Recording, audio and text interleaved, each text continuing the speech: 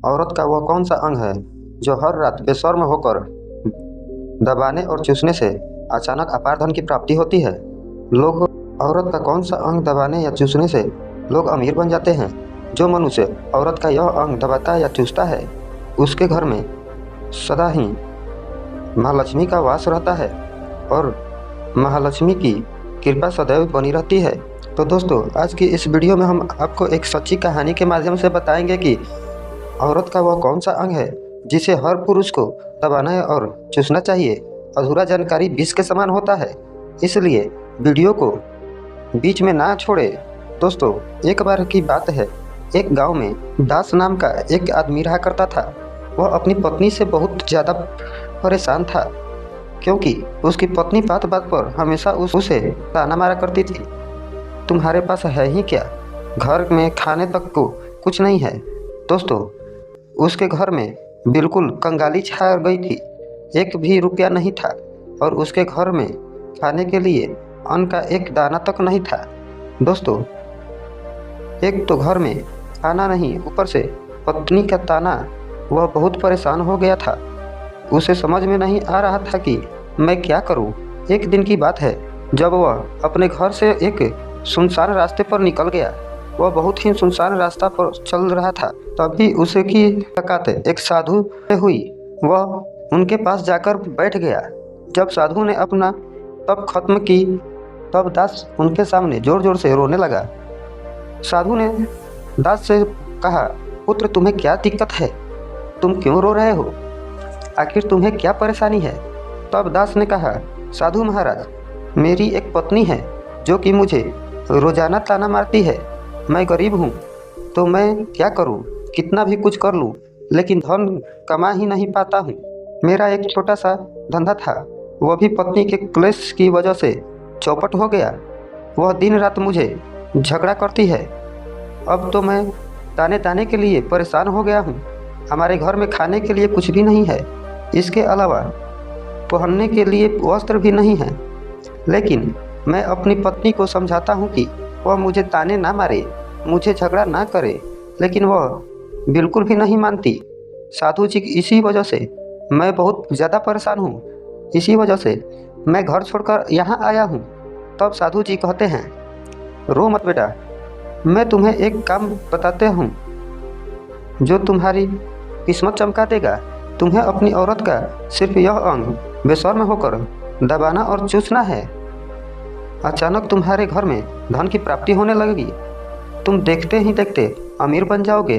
साधु जी कहते हैं, जो भी पुरुष औरत का यह अंग दबाता या चूसता है उसे उसके घर में कभी भी धन की कमी नहीं होती है और ना ही उसके घर में लड़ाई होती है। वह जो भी व्यापार करता है उसे हमेशा तरक्की ही होती है। साधु जी ने कहा, अब मैं तुमको औरत के उन अंगों के बारे में बताता हूँ। इसे ध्यान से सुनना और अपने जीवन में इस पर गौर करना। तब दास साधु जी से कहता है, जी महाराज, जितना जल्दी हो सके मुझे यह बात बता दो। दोस्तों, तभी साधु जी महाराज जी एक कहानी सुनाते हैं और बताते हैं कि एक नगर में एक किसान रहता था। उसके बहुत सारे खेत थे जिस पर वह दिन रात मेहनत करता था। उसके घर में किसान और उसकी पत्नी रहा करते थे। उस किसान और उसकी पत्नी में आपस में बहुत ज़्यादा प्रेम था। उसके घर में किसी भी प्रकार की लड़ाई झगड़ा या क्लेश नहीं होता था। इसी वजह से उसके घर में सदैव माँ लक्ष्मी का वास रहता था और उसके खेतों में इतनी ज़्यादा पैदावार होती थी कि वह दिन प्रतिदिन और अमीर होता जा रहा था। उस किसान और उसकी पत्नी के इतना प्रेम था कि आसपास के लोग उन्हें देखकर जल जाया करते थे। धीरे धीरे उनके पूरे गांव के लोग जान गए थे कि किसान और उसकी पत्नी में बहुत ज़्यादा प्रेम है। धीरे धीरे यह बात उस नगर के राजा तक पहुंच गई। दोस्तों, किसान और उसकी पत्नी की बात जब राजा के पास पहुंची है तो राजा भी उसके प्रेम की काफ़ी ज़्यादा तारीफ करते हैं। वह तभी से बताते हैं कि हमारे नगर में एक किसान और उसकी पत्नी रहते हैं जिनमें कभी भी लड़ाई झगड़े नहीं होते हैं। उन दोनों में आपस में इतना प्रेम है कि मैंने ऐसा अपनी ज़िंदगी में कभी नहीं देखा है। एक बार की बात है, राजा पूरे नगर में ढिंढोरा पिटवा देता है कि इस नगर में जितने भी लोग हैं वह सभी अपने घर में घी के दिए जलाएंगे। राजा की पत्नी पूछती है कि आप ऐसा क्यों कर रहे हैं, सबके घर में घी का दिया क्यों जलवा रहे हैं। राजा अपनी पत्नी की बात सुनकर कहते हैं, दीपक प्रेम की निशानी होती है। जिसके घर में घी का दिया चलता है उसके घर में सदैव प्रेम बना रहता है। और मैं चाहता हूँ कि जो प्रेम किसान और उसकी पत्नी में है वह हमारे पूरे नगर में हर एक पति पत्नी के बीच हो, इसलिए हर घर में दीपक जलाना चाहिए। दोस्तों, राजा के सैनिक जाते हैं और हर जगह नगर में डंकी पीट देते हैं और कहते हैं सभी के घर में रात भर घी का दीपक जलना चाहिए। दोस्तों, राजा की बात मानकर सभी नगरवासी अपने अपने घर में दीपक जलाते हैं, लेकिन जैसे ही आधी रात होती है सभी के घर के दीपक बुझ जाते हैं, लेकिन किसान के घर का दीपक वैसे ही जलता रहता है।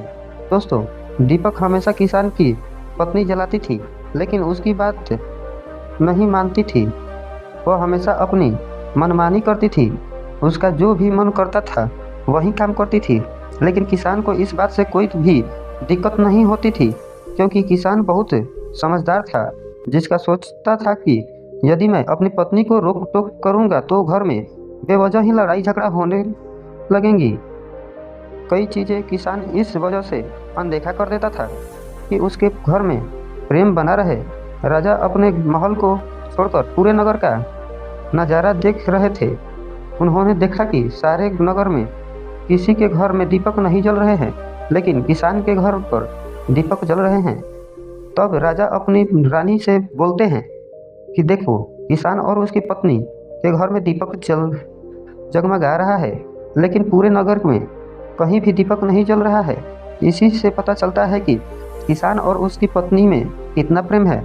तब राजा की पत्नी राजा से बोलती है कि जो किसान और उसकी पत्नी में प्रेम है वह किसान की पत्नी की उस वजह से है, और इसी वजह से उसके घर में इतना ज़्यादा प्रेम है।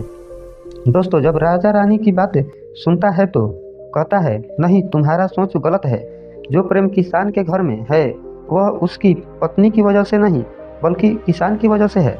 रानी कहती है कि किसान की पत्नी बहुत ज़्यादा समझदार है, आपका सोच गलत है, और यही वजह है क्योंकि उनके घर में कभी भी लड़ाई झगड़ा नहीं होती है। राजा कहते हैं कि किसान समझदार है और रानी कहती है कि पत्नी समझदार है। दोस्तों, इसी तरह कुछ देर चलता रहा। इसी बात को लेकर राजा और रानी के बीच काफ़ी झगड़ा हो गया। इसके बाद रानी राजा की दाढ़ी उखाड़ ली और राजा ने रानी को उठाकर पटक दिया। इसके बाद राजा कहते हैं, हम लोगों को झगड़ा करने की ज़रूरत नहीं है, क्यों ना हम किसान और उसकी पत्नी की परीक्षा ले लें। सारा दूध का दूध पानी का पानी हो जाएगा। लड़ाई करने के बाद इस बात पर राजा और रानी दोनों सहमत हो गए और दोनों की परीक्षा लेने के लिए तैयार हो जाते हैं। तब राजा अपने महल में जाता है और एक सैनिक को बुलाता है और पुरुष सैनिक से बोलता है कि तुम किसान के पास जाओ और जो प्रश्न मैं तुम्हें बोल रहा हूँ वह तुम किसान को बोल देना। वह पुरुष सैनिक बोलता है, ठीक है। राजा की बात सुनकर किसान के पास जाता है। उस समय किसान की पत्नी खेतों में गई थी, लेकिन किसान की कुछ तबीयत ठीक नहीं थी, इस वजह से वह खेतों पर नहीं गया था। इस समय वह सैनिक किसान के घर पहुंच जाता है और किसान से कहता है, मैं राज दरबार से आया हूं, राजा साहब ने मुझे भेजा है।